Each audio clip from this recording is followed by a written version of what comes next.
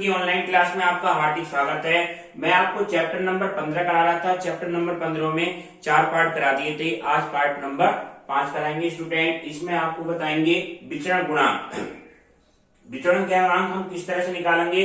विचरण गुणांक क्या होगा, जो आंकड़े होते हैं उसके बिखराव से संबंधित होता है स्टूडेंट।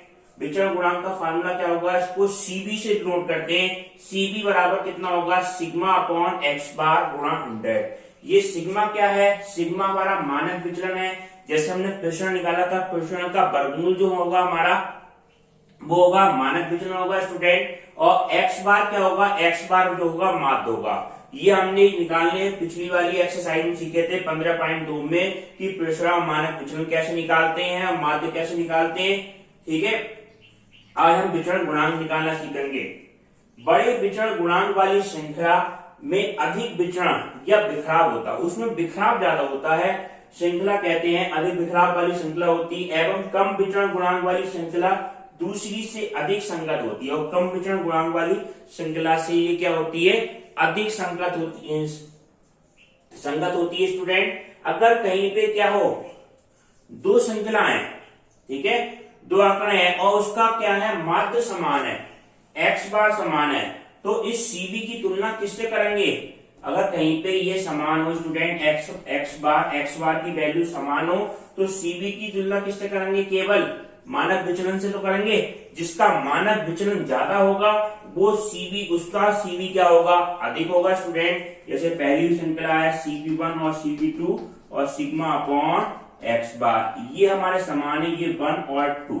अगर ये समान है तो जिसका मानक विचलन ज्यादा होगा वो उसका विचरण गुणांक अधिक होगा, उस श्रेणी में बिखराव अधिक होगा स्टूडेंट। ठीक है, अब इसकी सहायता से आपको एक्सरसाइज का क्वेश्चन करते हैं। एक्सरसाइज 15.3 पहला क्वेश्चन ये है, विचरण गुणांक पूछा है। इसमें निम्नलिखित श्रृंखला में ए और बी के किस मान में अधिक बिखराव है। जिसका विचरण गुणांक अधिक आएगा स्टूडेंट, उसका बिखराव अधिक होगा। तो हमें इस श्रृंखला का, हमें पहले क्वेश्चन की श्रृंखला का हमें क्या निकालना पड़ेगा, विचरण गुणांक। तो देखो क्वेश्चन क्या है स्टूडेंट, क्वेश्चन हम किस तरह से करें। ये आंकड़े हमें क्या क्या दे रखे हैं, 10 से लेके 20 तक और 20 से लेके 30 तक। ठीक है, अंक हमारे क्या हैं, अंक है हमारे 10 से लेके 20 तक, 20 से लेके 20 से 30, 30 से 40, 40 से 50, 50 से 60, 60 से 70, वो 50 से 60 और 60 से 70 और 70 से 80, ये मान है हमारे स्टूडेंट, 70 से 80। 10 से 20 से लेके अब समूह ए के लिए दो समूह हैं। पहला समूह ए है, उसके लिए अंक हमें क्या दे रखे हैं, एक तरह से ये बारंबारता समझिए स्टूडेंट। ये है 9, 7, 32, 9 है 9, 17, 32, 17, 32, 9, 17, 32 और 33, 40, 10, 33, 40, 33, 40, 10 और 9। ठीक है, और बिखराव जो बी है स्टूडेंट, बी बिखराव, इसका मान हमें क्या दे रखा है, ये दिया है 10, 20, 30, 10, 20, 30, 10, 20, 30 और 25, 43, 15, 25, 43, 15, 15 और 7, ये मान है हमारा। ठीक है, 25, 43, 15 और 7, इस तरह का मान है। अब इसमें क्वेश्चन में क्या पूछा है कि ए के लिए बिखराव अधिक होगा क्या बी के लिए बिखराव अधिक होगा। तो हम दोनों के लिए क्या निकालेंगे, सीबी निकालेंगे। तो सीबी निकालने के लिए सबसे पहले सीबी का फार्मूला देखो, सीबी बराबर क्या होता है, सिग्मा अपॉन एक्स बार गुणा 100 तो होता है।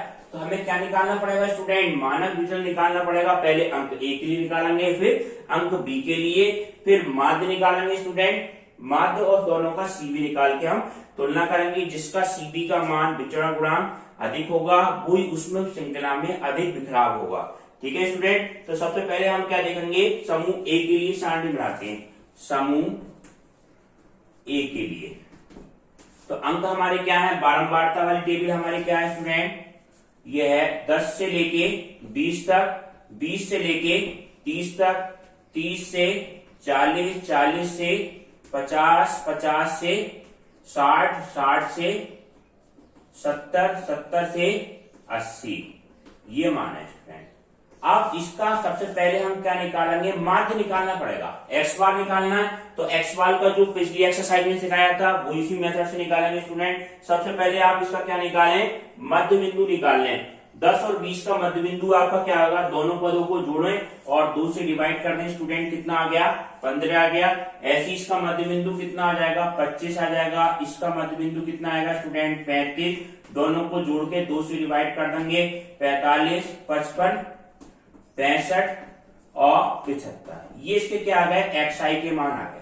ठीक है, अब एफ आई का मान हमें क्वेश्चन में दिया हुआ है। एफ आई का मान हमें क्वेश्चन में क्या क्या दिया रखा है, ये सारे मान हमारे क्या है, एफ आई के मान है 9, 17, 32, 9, 17, 32, 33, 40, 10 और 9। ये हमारे क्या है मान स्टूडेंट, एफ आई के मान है। एक बार चेक कर लो, 9, 17, 32, 9, 17, 32, 33, 33, 40, 10, 9। इसमें कैलकुलेशन बहुत ध्यान से करनी होती है स्टूडेंट। अगर एक भी पॉइंट गलत लिख गया तो आगे तक की कैलकुलेशन सारी गलत आएगी। इसको ध्यान से समझें। अब इसमें हम क्या मान लें स्टूडेंट, ए मान लें, ए हम मानेंगे और एक्स आई का मान निकालेंगे इसका।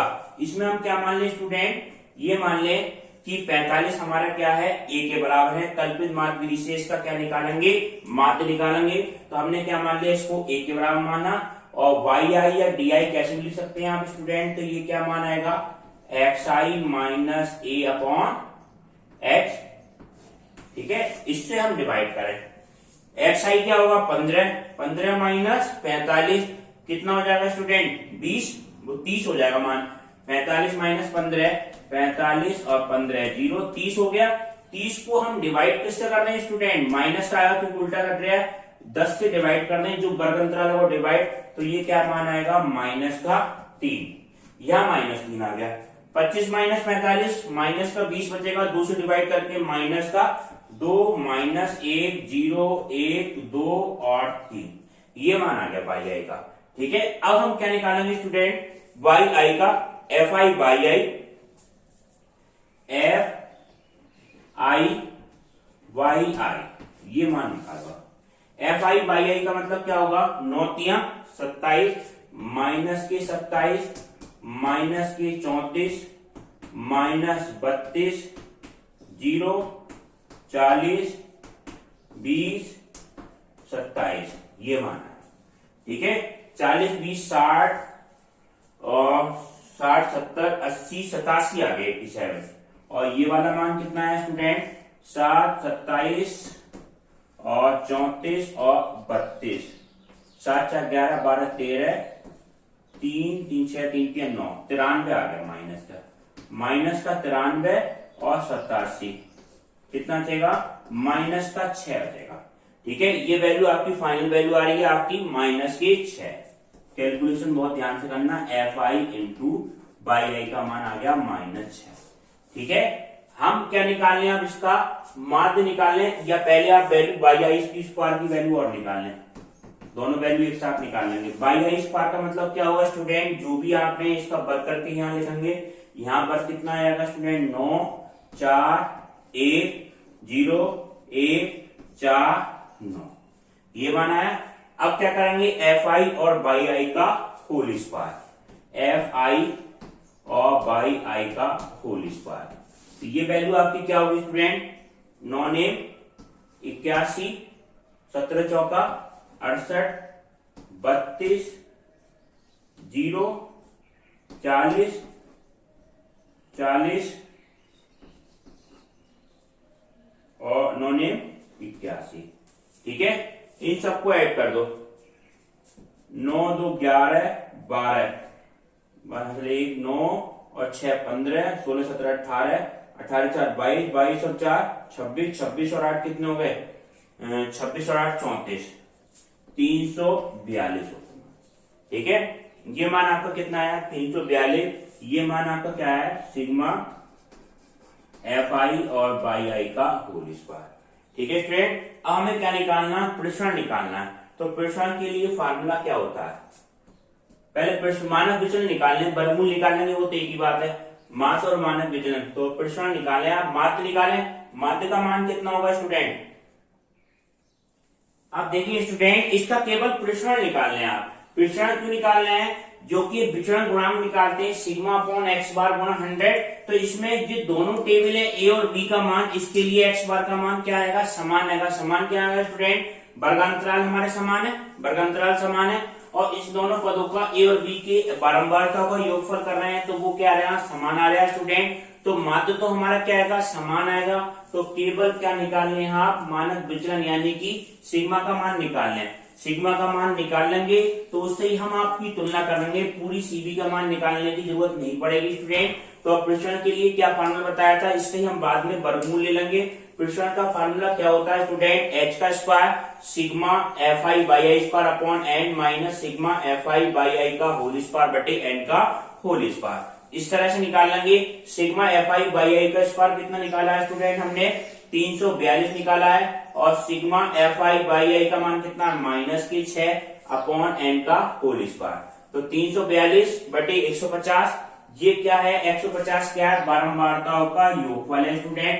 और ये मान कितना है 6, -6 का स्क्वायर करेंगे तो कोई फर्क नहीं, 36 बटे 150 का होल स्क्वायर। इसकी हम कैलकुलेशन कर रहे हैं तो 227 पॉइंट कितना आ रहा है, 76 आएगा। ये आपको कैलकुलेशन करनी है। ये किसका मान निकाला है स्टूडेंट, प्रसरण के स्क्वायर का मान निकाला है। और अब हम देखेंगे समूह ए की बात हो रही है। अब समूह बी की बात करें स्टूडेंट, तो समूह बी में हमारे क्या चेंज है, ये वर्गांतराल तो हमारा सेम है स्टूडेंट, तो एक्स आई का मान हमारा सेम रहेगा। इसमें चेंज क्या है स्टूडेंट, ये देखें तो इसमें चेंज है एफ आई का मान। एफ आई का मान आपको चेंज है, ये वैल्यू आपकी सेम रहेगी और ये वाली वैल्यू बदल जाएगी। ठीक है, F I by I square की वैल्यू सेम रहेगी student, F I by I square की वैल्यू चेंज हो जाएगी। फार्मूला आपका यही रहेगा। ठीक है, अब ये नीचे के मान आपके चेंज होंगे। देखो क्या क्या चेंज होगा। एफ आई बी सेक्शन के लिए आपका मान कितना है, 10 20 30, 10 20 30, 10 20 30, और मान है आपका 10 20 30 25 43 15 7, 25 43 15 और 7, ये मान है आपका 10 20 30 25 43 15 7, 25 43 15 7, ये आपका मान है। ठीक है, बारंबारता का योगफल तो इसका भी कितना है, 150 है स्टूडेंट। अब देखो हम क्या मान निकालें, एफ आई बाई आई का मान निकालें। तो एफ आई बाई आई, इसमें उसी तरह से आप ए की वैल्यू लेनी है। ए की वैल्यू आपकी 45 आएगी, वाई आई का मान एक्स आई माइनस ए अपॉन एक्स बिल्कुल सेम रहेगा। 15 माइनस की कितनी वैल्यू आ जाएगी, देखो 15 माइनस 45 माइनस की 3, और वर्गांतराल से भाग कर दिया तो बिल्कुल सेम वैल्यू आपकी वही आई। एफ आई बाई आई ये चेंज होगी। एफ आई बाई आई का मान कितना है स्टूडेंट, -30 -40 -30 0 43 30 और 21, ये मान आया आपका। ठीक है स्टूडेंट, अब वाई आई स्क्वायर की वैल्यू कितनी होगी, वाई आई स्क्वायर की वैल्यू, ये आपकी वैल्यू 9 4 1 0 1 और 4 और 9, ये मान आया। एफ आई और वाई आई स्क्वायर की गुणा, अब ये गुणा करें, जिसका स्क्वायर करा हमने, ये गुणा करेंगे तो 90 और 80 90 और 0 और 43 15 चौका 60 और 9 सत्ते 63, ये मान आ गया एफ आई बाई आई के होल स्क्वायर का। एफ आई बाई आई का मान निकालेंगे स्टूडेंट, तो ये कितना आ गया, 30 और 30 60 माइनस के 60 माइनस के 100 आ गया, -100, तो ये हो गया स्टूडेंट। ठीक है, और प्लस की वैल्यू कितनी आएगी, 4 और 3 कितना हो गया स्टूडेंट, 4 और 4 3 7 8 9, 94 वैल्यू कैसी आ रही है, प्लस की आ रही है स्टूडेंट। इसको हम घटाएंगे तो वैल्यू कितनी आ जाएगी, -6। Sigma F I by I का मान कितना आ गया, -6 आ गया। ठीक है, F I by I square की वैल्यू अगर हम लें तो ये वैल्यू आपकी कितनी आई है, -6। ये वाली वैल्यू आप चेक करें स्टूडेंट, यहाँ पे इसकी गुणा करी हमने, 30 की गुणा हमने 1 से करी, तो यहाँ पे वैल्यू क्या आएगी स्टूडेंट, 30 आएगी। ठीक है, 30 आ गई। तो अब इसकी हम ऐड कर रहे हैं, तो ये वैल्यू आपकी कितनी आएगी, 366 आएगी।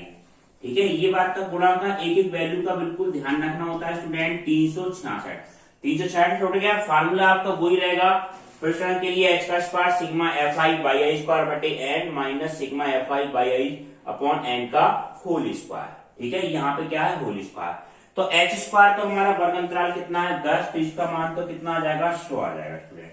ठीक है, सिग्मा एफ आई बाई आई के स्क्वायर का मान कितना आया है, 366 आया है स्टूडेंट। 366 बटे एन का मान 150 है, माइनस ये कितना, माइनस 6 बटे कितना, 150 का होल स्क्वायर। इसकी आप कैलकुलेशन करेंगे तो ये सारी वैल्यू निकल के आएगी 243.84।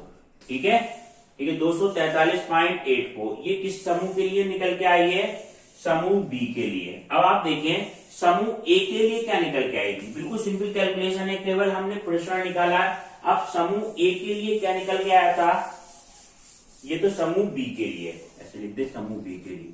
और समूह ए के लिए क्या निकल के आई थी वैल्यू, इसकी वैल्यू हमारी स्टूडेंट ये आपकी निकल के आई थी 227.86। ठीक है, समूह ए के लिए, और ये समूह बी के लिए किसके मान निकले हैं, ये मानक विचलन के मान, वो प्रश्न के मान निकले हैं। तो जिसका मानक विचलन निकालेंगे तो इसका वर्गमूल आ गया। ठीक है, अब देखो ये आप देखो इसमें क्या मान है, मानक विचलन सिग्मा बी का स्क्वायर का मान सिग्मा ए के स्क्वायर से ज्यादा, ये वाली वैल्यू ज्यादा, यानी कि इसका वर्गमूल मानक विचलन भी ज्यादा होगा स्टूडेंट। तो श्रृंखला जो बी है हमारी, इसमें अधिक क्या होगा, बिखराव होगा, अधिक बिखराव होगा। बिखराव का मतलब क्या हुआ स्टूडेंट, एक तरह से अगर हम इसका सीबी का मान निकालेंगे, सीबी का मान इसका ज्यादा आएगा। सीबी का मान क्या होता है स्टूडेंट, सीबी अगर समूह ए के लिए निकालें तो ये बात का ध्यान दो, तो उसमें क्या होता है, sigma upon x bar into 100।